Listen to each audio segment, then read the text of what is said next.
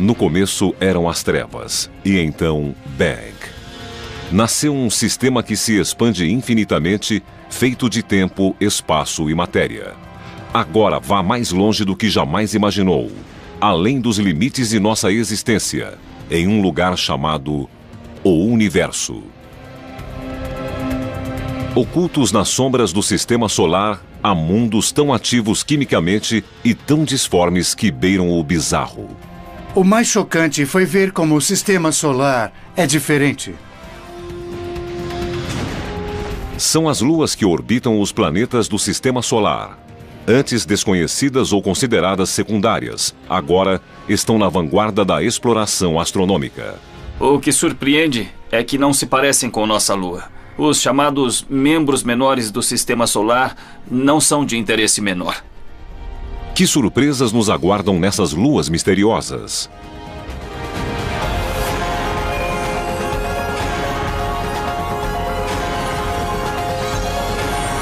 O Universo. Luas misteriosas. Nosso sistema solar foi sempre um terreno fértil para escritores de ficção científica. Mas, com os avanços exponenciais da tecnologia dos telescópios e contatos diretos feitos por sondas não tripuladas, foram abertas as portas para um novo balé de luas. A maioria gira para um lado, algumas giram para o outro, todas em ritmos diferentes, passando umas pelas outras. As internas ultrapassando as externas. Durante quase meio século, acreditou-se que o sistema solar abrigava apenas 32 luas. Suas dimensões variavam da lua de Júpiter, Ganimedes, maior que o planeta Mercúrio, a pequenas luas em formato de asteroide, como as luas de Marte, Phobos e Deimos. Esse número explodiu. Somente em 2007, cientistas anunciaram a descoberta de 20 novas luas em Júpiter, uma em Saturno e 3 em Netuno. O que aconteceu foi que os telescópios astronômicos foram equipados com câmeras de CCD. São as câmeras digitais que quase todos têm hoje em dia. Para os astrônomos, é difícil precisar o número de luas no sistema solar. À medida que câmeras ficam mais sensíveis e telescópios mais potentes, novas luas são descobertas. As luas são classificadas de duas formas. Algumas, como a nossa Lua, descrevem órbitas quase circulares acima do equador do planeta e são chamadas de luas regulares. Embora nossa Lua tenha sido formada em um impacto, todas as outras luas regulares têm origem na aglutinação dos elementos que cercam o planeta pai, em um processo de acréscimo constante. Um exemplo clássico de luas regulares são as luas galileanas de Júpiter, Io, Europa, Ganimedes e Calisto. O material que formou Júpiter espalhou-se um pouco. Esse material acumulou-se nas luas. Luas que possuem órbitas alongadas, ligeiramente inclinadas em relação ao equador dos planetas, são chamadas de irregulares. A maioria delas se move em órbitas retrógradas, no sentido horário se o planeta girar no sentido anti-horário. Phoebe, a lua recém-descoberta de Saturno, é um exemplo perfeito. Ela começou sua vida celestial como um viajante independente, orbitando o Sol antes de ser capturada por Saturno. Seja regular ou irregular, a Lua deve estar ao alcance gravitacional do planeta pai. O limite dessas órbitas é conhecido como esfera de Hill. O fenômeno foi batizado em homenagem a George William Hill, astrônomo americano que viveu no século XIX.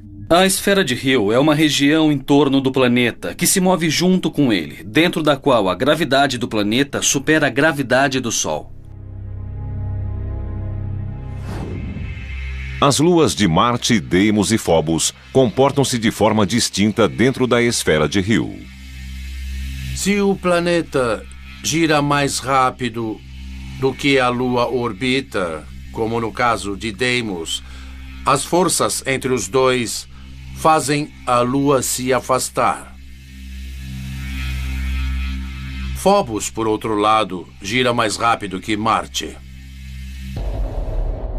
Essas pequenas luas foram descobertas por Aspet Hall em 1877. Ele as batizou de Phobos, o deus grego do medo, e Deimos, o deus do terror. Tom Duxbury participou da missão que fotografou pela primeira vez as duas luas em formato de batata. Era tarde da noite, em um dia escuro e chuvoso, e quando virei a fotografia de lado, parecia uma caveira. Foi de arrepiar.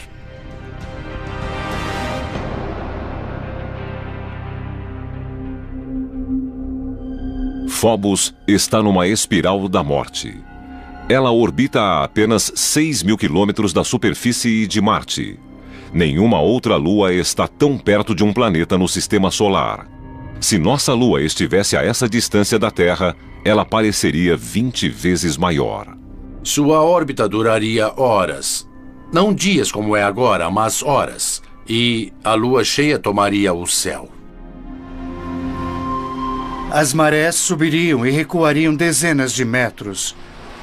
E, numa situação dessas, com certeza, a Lua acabaria se chocando contra a Terra. A aproximação de Phobos é causada por um processo conhecido como aceleração secular. Por girar mais rápido do que Marte, a Lua gera uma força de atração na superfície do planeta.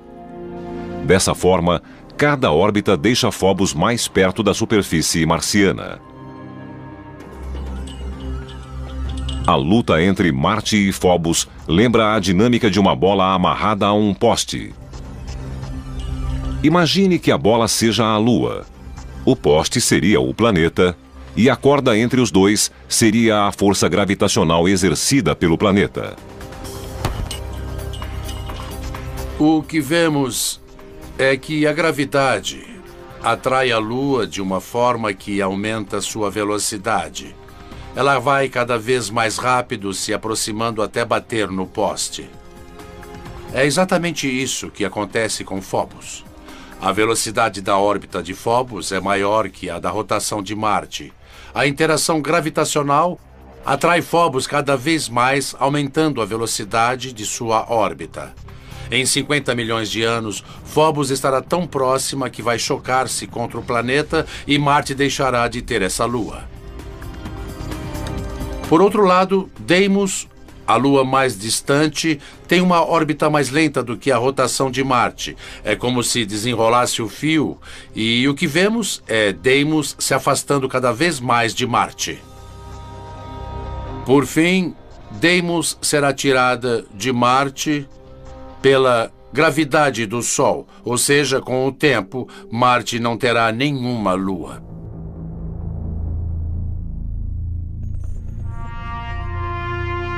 Como supera a rotação de Marte, Phobos parece nascer no oeste e se pôr no leste. Em vez de o planeta girar rapidamente sob ela, como no caso de nossa Lua e da maioria das outras, e de nascer no leste e se pôr no oeste, ela é mais rápida do que a rotação do planeta.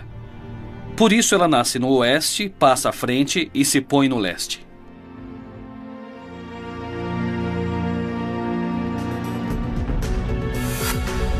$50 milhões de anos se passarão antes de Phobos desaparecer.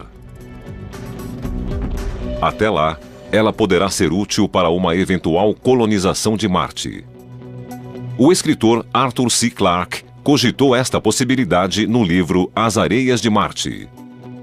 Embora não haja motivo para a colonização de Phobos, sua proximidade com Marte a tornaria um ponto de parada natural. Sob o aspecto gravitacional, é muito mais fácil ir a Phobos, que não tem gravidade, do que enfrentar a gravidade de Marte para descer no planeta. De Galileu a Stanley Kubrick, os planetas gigantes do sistema solar exterior incitam a imaginação com sua enormidade. Mas qualquer tipo de exploração seria suicídio.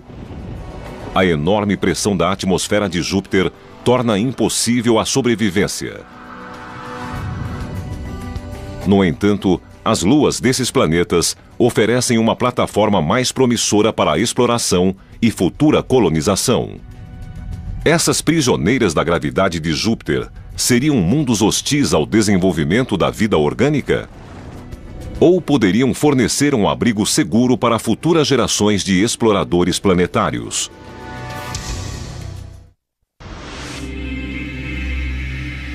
Até pouco tempo, pouco se sabia sobre as luas dos gigantes de gelo e gás. Grande parte delas permanecia oculta no brilho de seus planetas.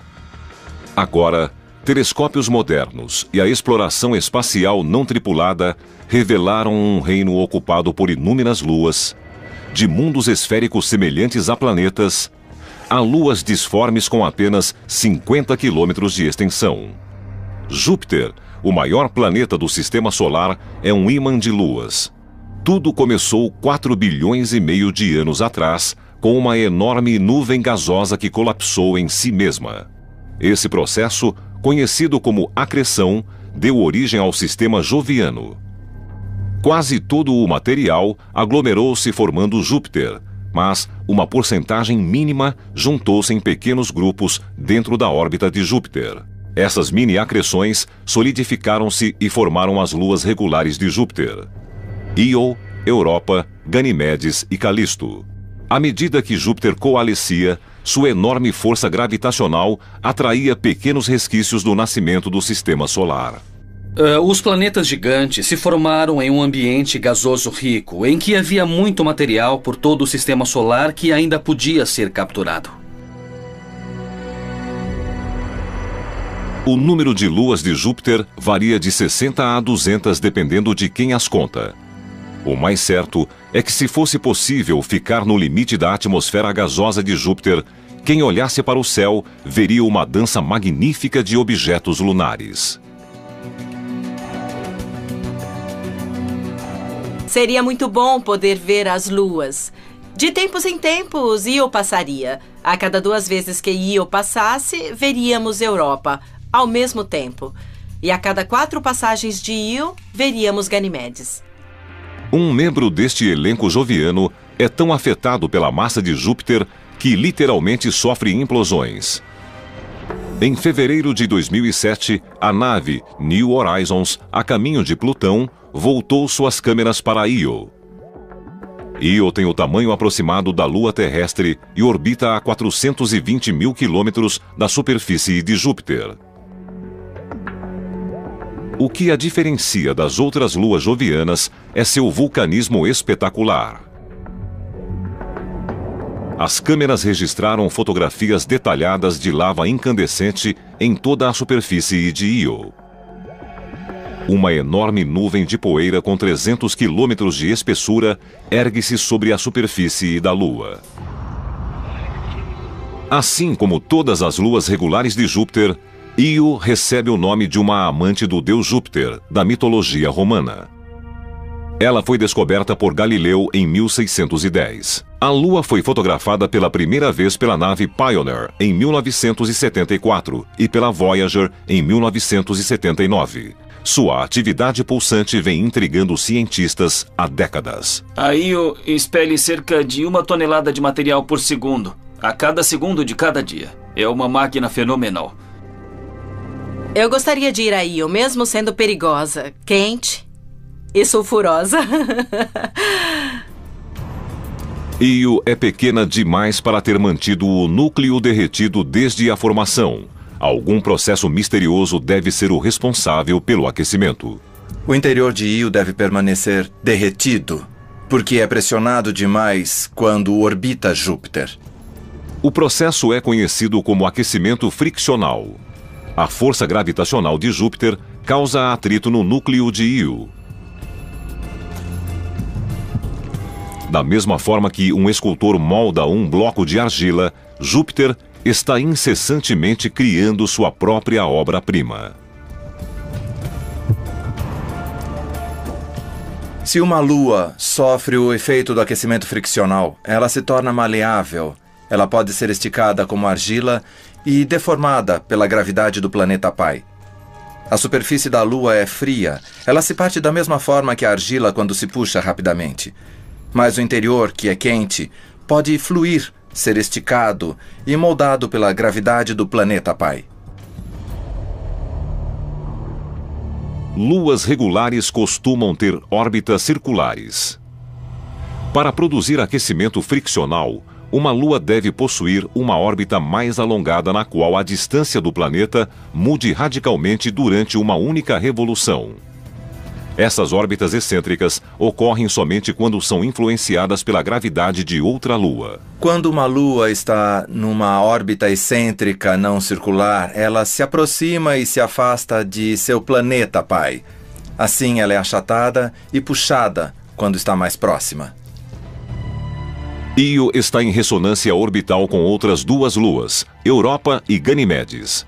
Enquanto Júpiter e Io lutam para estabelecer uma relação sincrônica, Europa e Ganimedes puxam Io em direções opostas. Júpiter a puxa de volta e Io é esticada e comprimida no processo. O aquecimento friccional em Io, responsável por seus grandes vulcões, tem um efeito colateral.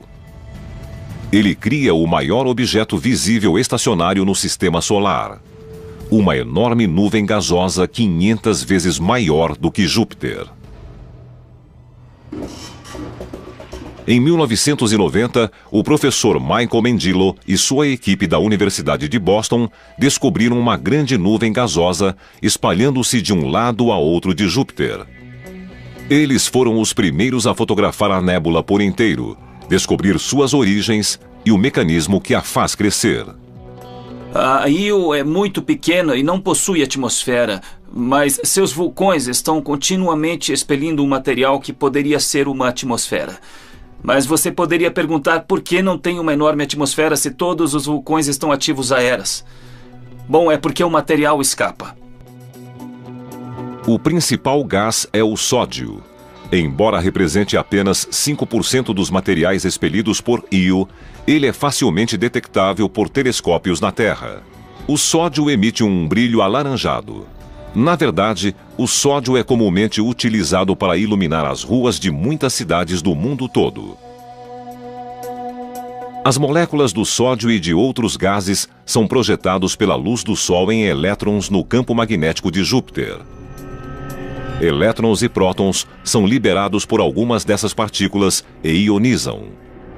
Os íons, na forma de plasma, são carregados pela poderosa magnetosfera de Júpiter.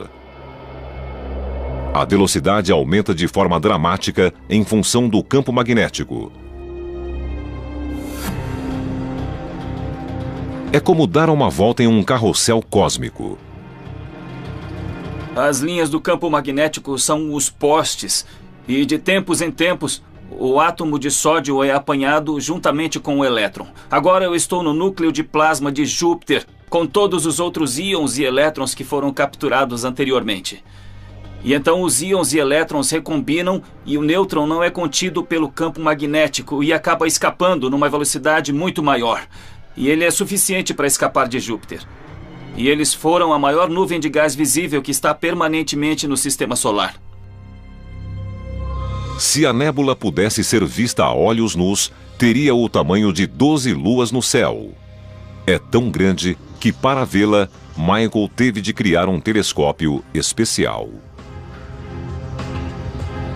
Na verdade, para se ter um grande campo de visão, só precisamos de uma pequena lente. O binóculo nos dá um grande campo de visão. Em 1991, o telescópio era considerado corriqueiro, mas sua câmera era altamente sofisticada e, na época, revolucionária. Era uma câmera digital. Quando se tira uma foto na forma de números, é possível fazer qualquer coisa com ela. Michael e sua equipe sabiam que havia sódio na nébula. O sódio também está presente na atmosfera terrestre. Eles conseguiram comparar imagens digitais das atmosferas da Terra e de Júpiter e criar uma imagem da nébula. Seria muito difícil fazer isso com apenas 2 fotografias em papel, mas com as câmeras digitais revolucionamos a forma de processar as imagens. Io, sem dúvida, seria um destino de enorme interesse científico, mas seu ambiente hostil descarta essa possibilidade. Até mesmo o pouso de uma sonda não tripulada seria difícil em meio à superfície instável da Lua. Mas há outra Lua em torno de Júpiter que pode não somente permitir a exploração humana, mas, possivelmente, sustentar suas próprias formas de vida. Europa é um dos objetos mais fascinantes e enigmáticos do nosso sistema solar. Totalmente diferente de qualquer outro lugar e diferente de qualquer coisa na Terra. A superfície apresenta fissuras, possui terrenos modelados, terrenos caóticos e parece que tem icebergs em algumas áreas. Sabemos que Europa é uma lua extraterrestre, mas será que abrigaria formas de vida extraterrestres? O universo, luas misteriosas. Europa orbita a 640 mil quilômetros da superfície de Júpiter, cerca de o dobro da distância de Io. Assim como a prima, ela também é moldada por ondas gravitacionais. Júpiter tem a maior influência. Sua massa, como um amante persistente, puxa a Lua relutante em sua direção. Europa resiste com a própria gravidade, e eles formam uma espécie de simbiose, centenas de milhares de quilômetros acima do gigante gasoso. Mas não é apenas Júpiter que puxa a Europa. A pequena Io e a outra prima, Ganimedes, puxam a Europa de diferentes direções. É a mesma ressonância orbital que exerce um efeito dramático em Io. No entanto, os resultados são bem diferentes em Europa. Sua superfície é fria, 320 graus Celsius negativos em alguns lugares. Mas há um aquecimento. E o que existe na superfície de Europa também é o que a torna tão interessante: água. Essa água no estado líquido sobe de um oceano subterrâneo e espalha-se sobre a superfície da Lua, criando um pavimento semelhante aos dos rinques de gelo. O oceano de Europa é raso e fica apenas a 15 ou 20 quilômetros abaixo da superfície. A água foi o berço da vida na Terra. Poderia ocorrer o mesmo em Europa ou em outras luas? Oceanos congelados em satélites talvez sejam os habitats mais comuns do universo. Terra é relativamente rara, mas satélites congelados são abundantes. Em fevereiro de 2007, a nave New Horizons, a caminho de Plutão, conseguiu passar perto de Europa e enviar imagens impressionantes. Enormes padrões geológicos, que foram chamados de círculos ingleses, podem ser vistos quando o Sol está nascendo ou se pondo atrás de Europa.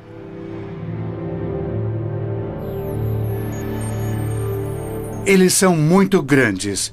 Se você tentasse atravessar um desses círculos, desceria até um local algumas dezenas de metros abaixo do nível onde começou e subiria novamente. A semelhança dos círculos ingleses de Europa com os encontrados aqui na Terra termina quando levamos em conta as dimensões. Cada um deles tem de 3 a 5 mil quilômetros de diâmetro. Eles são rasos demais e muito uniformes para serem crateras criadas por impactos. Asteroides e cometas possuem diferentes tamanhos e formatos.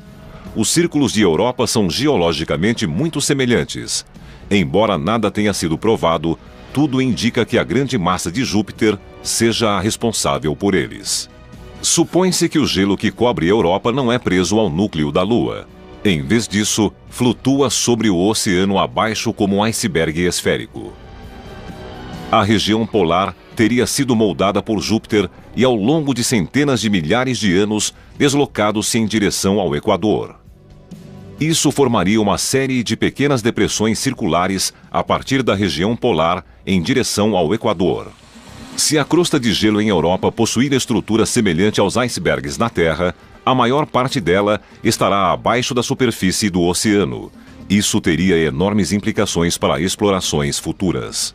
Significa que abaixo dela deve haver uma quantidade de gelo 8 ou 9 vezes superior para que esse tipo de topografia exista. A teoria do iceberg derruba a crença de que o oceano de Europa pode ser facilmente alcançado através de uma fina crosta. O mapeamento por radar e por radiação ultravioleta será ainda mais importante antes que uma sonda pouse na superfície da Lua. Futuros exploradores terão de procurar os pontos por onde a água do oceano chega à superfície e, a partir deles, encontrar um meio de chegar a ele. Os mesmos exploradores talvez decidam montar uma base de operações em Ganimedes, a maior lua de Júpiter. Assim como Phobos serviria como ponto de parada na exploração de Marte, Ganimedes teria a mesma função no sistema joviano. A Lua é maior que o planeta Mercúrio, e sua gravidade, entre todas as luas de Júpiter, é a mais próxima da gravidade terrestre.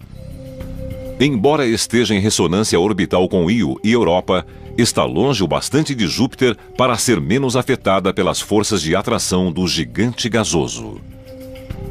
Em Ganimedes poderíamos, digamos, pousar em uma grande cratera e construir uma região protegida por um domo, impedindo a entrada das partículas carregadas do sistema joviano e criando um local seguro para estudar não só Ganimedes em si, seu campo magnético, seu interior e sua geologia, mas o sistema de Júpiter como um todo.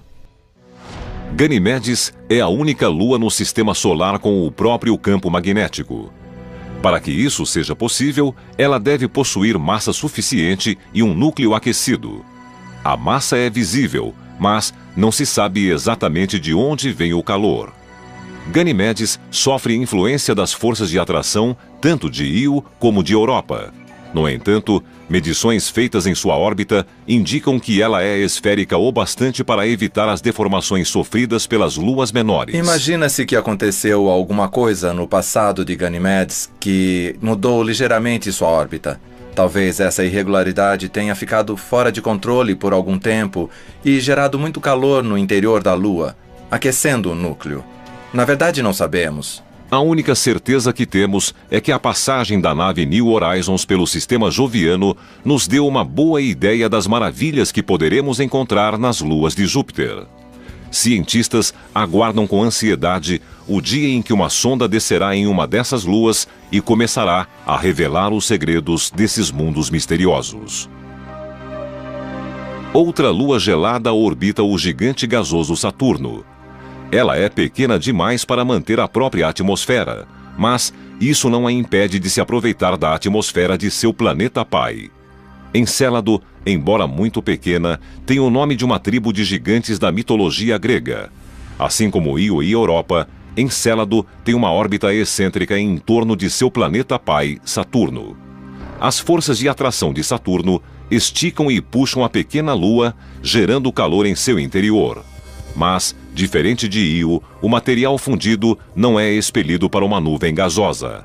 A água também não aflora do mesmo modo que em Europa. Na verdade, Encélado lança água em jatos na atmosfera de Saturno. Nós chamamos de vulcão.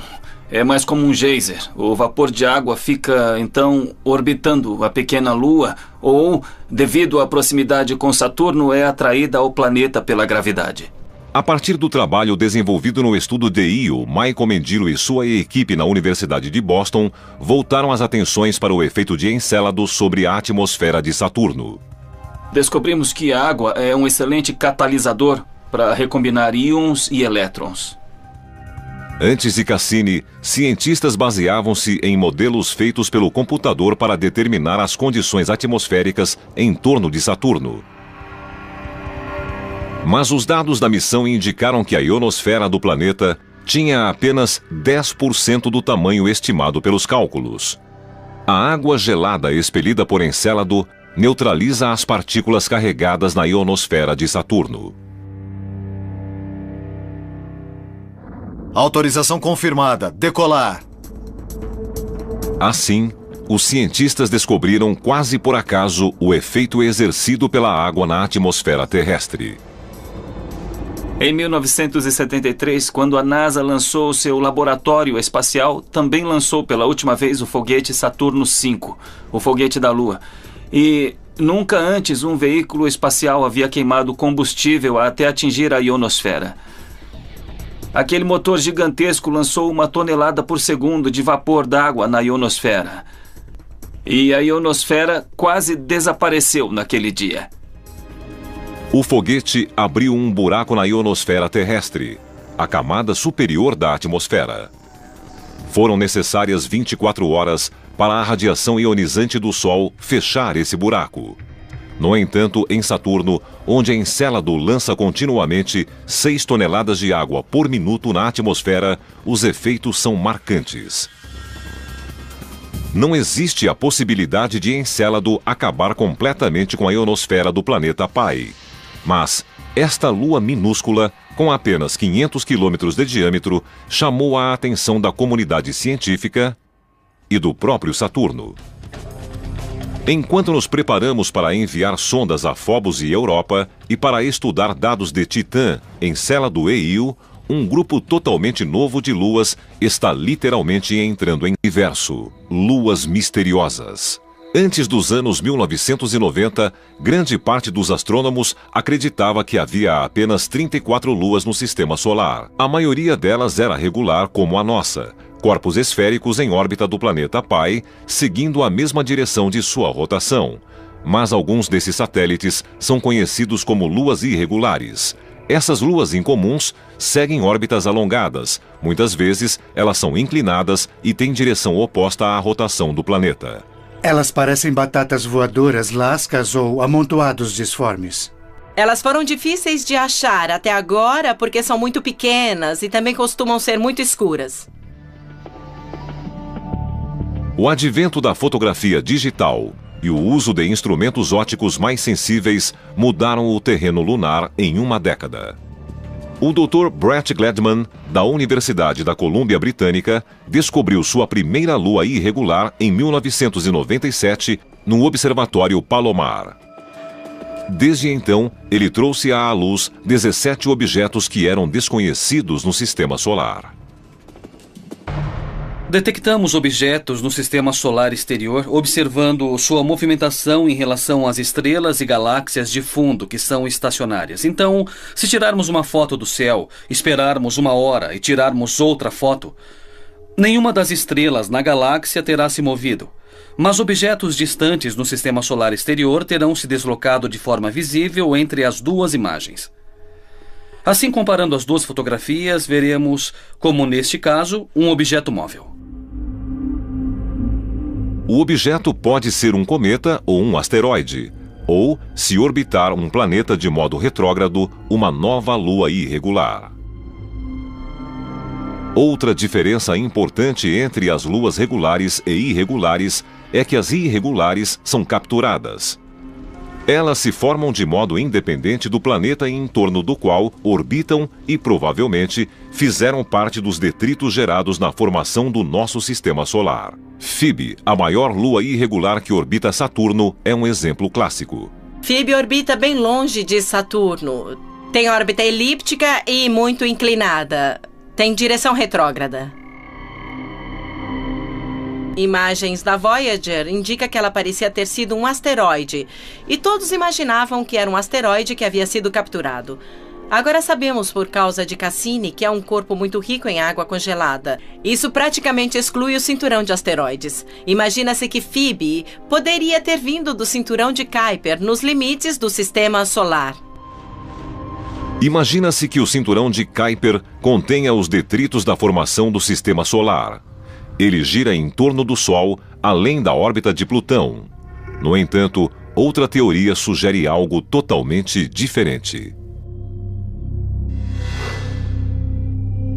É muito mais provável que Phoebe tenha se formado numa órbita independente em torno do Sol e depois capturada na órbita de Saturno, enquanto os outros objetos se formaram próximos de Saturno ou foram incorporados pelo planeta ou ejetados do sistema solar.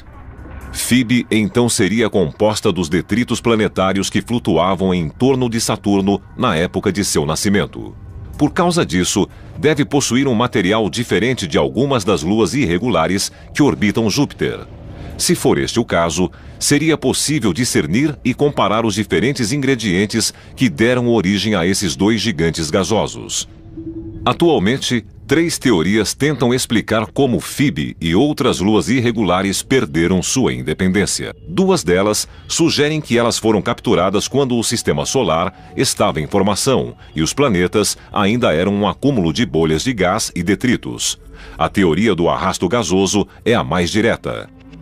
Gases densos circulavam em torno do planeta em formação quando um cometa, asteroide ou uma combinação dos dois passou através da mistura gasosa.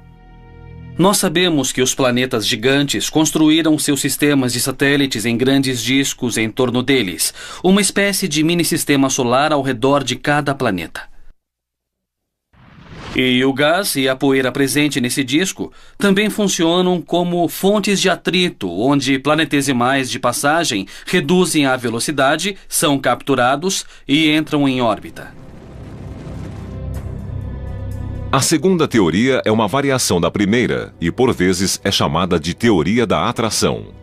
Neste caso, em vez de ser capturado ao passar pelos gases em acreção, o objeto é puxado para a órbita do planeta em formação pela força gravitacional crescente. As 2 teorias de captura funcionam bem nos casos de Júpiter e de Saturno, porque a quantidade de matéria durante sua formação era grande o bastante para reduzir a velocidade dos objetos passantes. Mas o mesmo não acontece nos caos de Netuno e de Urano. Devido ao frio extremo, os 2 planetas formaram-se muito mais lentamente, e é difícil acreditar que os materiais aglutinados possuíam massa suficiente para deter um objeto em movimento no sistema solar. No entanto, os 2 planetas possuem luas irregulares. Assim surgiu uma terceira teoria, a da interação de 3 corpos. Descobrimos que muitos objetos são, na verdade, mais que um objeto. Costumam ser 2 objetos, normalmente. Isso ocorre porque eles têm mais ou menos o mesmo tamanho e têm uma relação binária. Em vez de ser um objeto grande com um objeto pequeno em torno dele, assim, deste jeito, são 2 objetos do mesmo tamanho girando numa órbita comum aos 2, em torno de um baricentro. Um par binário existe quando 2 objetos do mesmo tamanho estão próximos o bastante do baricentro para evitar que um terceiro objeto de dimensões maiores o separe. Mas, quando um dos elementos do par binário é consideravelmente maior que o outro, um terceiro elemento de maior porte tem uma chance maior de separá-los. O menor tenderá a descrever uma órbita muito maior que o manterá mais distante. Isso faz com que o objeto menor se aproxime o bastante do planeta para ser capturado, enquanto o parceiro é lançado em uma órbita independente. Uma lua, no entanto, parece desafiar a classificação. Tritão descreve uma órbita retrógrada em torno de Netuno, no sentido oposto à rotação do planeta. Isso a tornaria uma lua irregular. No entanto, ela é esférica e orbita próxima ao Equador em uma circunferência quase perfeita. Essa é a descrição clássica de uma lua regular. Ela também emite misteriosos jatos gelados, indicando que já tinha sido ou possivelmente ainda seja vulcanicamente ativa. O universo, luas misteriosas. Antes que Voyager 2 fosse ao sistema solar exterior, Tritão era considerada uma bola rochosa sem vida de tamanho aproximado ao de nossa Lua. Quando a nave enviou fotografias revelando um mundo com montanhas, falhas geológicas e fissuras indicativas de movimento tectônico, além de uma atmosfera densa, todos ficaram impressionados. Forças geológicas, comumente associadas a planetas muito mais quentes e maiores, podem estar ocorrendo em uma lua congelada ligeiramente maior do que a nossa. A Voyager não detectou vulcões ativos em 1989. No entanto, assim como em Encélado, periodicamente surgem geysers na superfície do satélite. A maior surpresa não é a ocorrência dos processos geológicos em si, mas o fato de acontecerem em uma lua irregular como Tritão. A maioria das grandes luas no sistema solar são satélites regulares, com exceção de Tritão, a maior lua de Netuno, que orbita no sentido errado. Por isso, imagina-se que Tritão seja um objeto capturado. Uma lua capturada que age como uma lua regular. Como um objeto do tamanho de Tritão reduziu tanto a velocidade a ponto de não passar pela atmosfera de Netuno ou de colidir diretamente contra o planeta.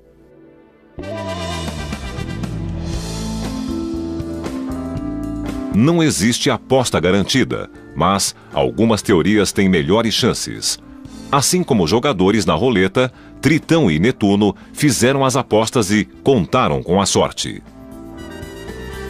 Façam suas apostas e boa sorte. Na roleta, há várias formas de apostar. A probabilidade de ganhar é diferente em cada uma delas, e como em qualquer jogo de azar, quanto menor a probabilidade, maior o prêmio. Tritão pode ter sido capturada por Netuno de 3 formas diferentes.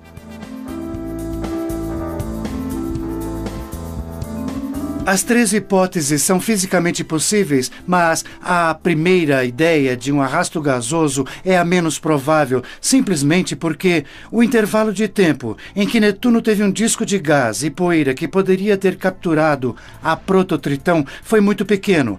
A chance seria muito pequena. Seria como apostar no zero verde da roleta. É mais provável que a prototritão, em algum momento da história do Sistema Solar, tenha se chocado com um grupo de satélites gelados e essa colisão tenha originado o Tritão. Seria como apostar nos 12 primeiros números da roleta. Há uma chance em 3 disso ter acontecido. A melhor aposta é nos números pares. Nesse caso, haveria uma chance em 2 de as coisas acontecerem, e a melhor aposta atualmente é a hipótese da captura binária, porque sabemos que havia provavelmente milhares de objetos no cinturão de Kuiper que teriam o tamanho certo ligados a um objeto ainda maior, e Netuno poderia ter capturado um deles. Ninguém sabe qual foi o número vencedor nos primeiros dias do Sistema Solar, quando Netuno capturou Tritão. No entanto, assim que começou a orbitar o planeta de forma irregular, Tritão começou a destruir tudo em seu caminho. Netuno não tem um sistema de satélites muito regular. Imagina-se que a captura de Tritão atrapalhou o que teria sido um sistema regular, como o de outros planetas. É como se Tritão tivesse ficado irritada com a perda da liberdade e descontado nas outras luas de Netuno. Mas de onde veio essa lua teimosa? Dados da Voyager 2 indicam que a densidade de Tritão é praticamente igual à de Plutão. Isso revela uma identidade que nenhuma outra lua comum possui. Suspeita-se que Plutão e Tritão sejam ambos objetos originários do cinturão de Kuiper. O sistema solar exterior era composto de objetos grandes indo em várias direções, e alguns deles formaram os planetas gigantes, outros foram lançados ainda mais longe, para onde estão até hoje, no cinturão de Kuiper. Colisões, acreções e capturas reduziram o que já foi uma grande estrada de materiais de construção planetária. No início da história do Sistema Solar, o cinturão Kuiper deve ter tido objetos muito maiores, acumulando uma massa equivalente a 50 terras. O cinturão atual tem massa menor que a de uma terra. O que resta no cinturão de Kuiper é tão antigo quanto o próprio Sistema Solar. O material que compõe os objetos binários, estilhaços de colisões e até mesmo algumas luas desconhecidas não mudou nos últimos 4 bilhões de anos. É incrível como as luas são diferentes no Sistema Solar exterior. Na primeira vez que eu fui a um instituto de astronomia nos anos 60, não havíamos visto nenhuma das luas. Eram pequenos pontos no telescópio. Por isso não fazíamos ideia da diferença. O mais chocante é conhecer a variedade existente no Sistema Solar. Isso surpreendeu muito a mim e a todos daquela época. Ao retornarmos para casa, voltando dos limites gélidos do Sistema Solar, impressionados com a vastidão do universo e a majestade dos planetas, vale a pena fazer uma pausa para admirar os pequenos mundos nas sombras. Essas luas distantes, antes consideradas secundárias, guardam mistérios que a curiosidade humana terá de desvendar.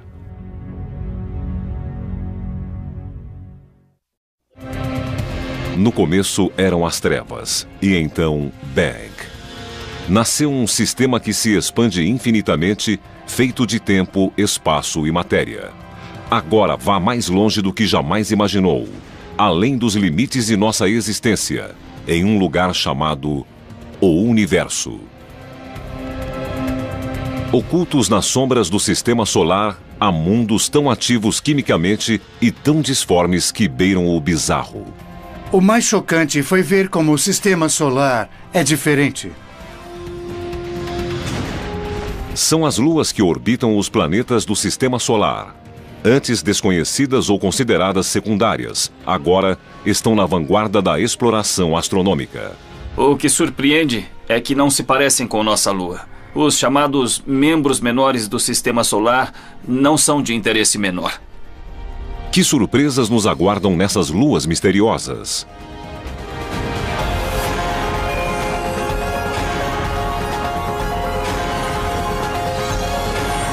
O Universo. Luas misteriosas. Nosso Sistema Solar foi sempre um terreno fértil para escritores de ficção científica. Mas, com os avanços exponenciais da tecnologia dos telescópios e contatos diretos feitos por sondas não tripuladas, foram abertas as portas para um novo balé de luas. A maioria gira para um lado, algumas giram para o outro, todas em ritmos diferentes, passando umas pelas outras. As internas ultrapassando as externas. Durante quase meio século, acreditou-se que o Sistema Solar abrigava apenas 32 luas. Suas dimensões variavam da lua de Júpiter, Ganimedes, maior que o planeta Mercúrio, a pequenas luas em formato de asteroide, como as luas de Marte, Phobos e Deimos. Esse número explodiu. Somente em 2007, cientistas anunciaram a descoberta de 20 novas luas em Júpiter, uma em Saturno e 3 em Netuno. O que aconteceu foi que os telescópios astronômicos foram equipados com câmeras de CCD. São as câmeras digitais que quase todos têm hoje em dia. Para os astrônomos, é difícil precisar o número de luas no Sistema Solar. À medida que câmeras ficam mais sensíveis e telescópios mais potentes, novas luas são descobertas. As luas são classificadas de duas formas. Algumas, como a nossa Lua, descrevem órbitas quase circulares acima do equador do planeta e são chamadas de luas regulares. Embora nossa Lua tenha sido formada em um impacto, todas as outras luas regulares têm origem na aglutinação dos elementos que cercam o planeta pai, em um processo de acréscimo constante. Um exemplo clássico de luas regulares são as luas galileanas de Júpiter, Io, Europa, Ganimedes e Calisto. O material que formou Júpiter espalhou-se um pouco. Esse material acumulou-se nas luas. Luas que possuem órbitas alongadas, ligeiramente inclinadas em relação ao equador dos planetas, são chamadas de irregulares. A maioria delas se move em órbitas retrógradas, no sentido horário se o planeta girar no sentido anti-horário. Phoebe, a lua recém-descoberta de Saturno, é um exemplo perfeito. Ela começou sua vida celestial como um viajante independente, orbitando o Sol antes de ser capturada por Saturno. Seja regular ou irregular, a Lua deve estar ao alcance gravitacional do planeta pai. O limite dessas órbitas é conhecido como esfera de Hill.